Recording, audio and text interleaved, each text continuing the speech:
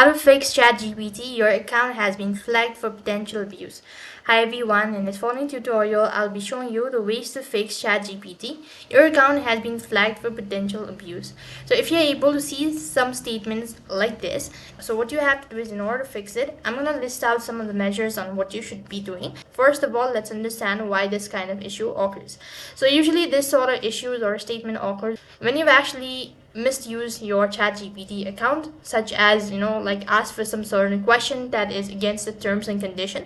So before you create your account, if the ChatGPT has clearly mentioned any sort of question that is any abuse or any sort of misuse or misconduct, can flag your account or it can be aborted. Now, in order to fix it, first of all, you can try using a VPN. You can use any VPN, whichever is convenient for you. I would definitely recommend you to go with the ExpressVPN. And what next you can do is, you could also try creating a new account or try using a different account, or you could just go ahead and contact the help support team and state about the issue. There is some misunderstanding or all of that, and you should be able to get your account back.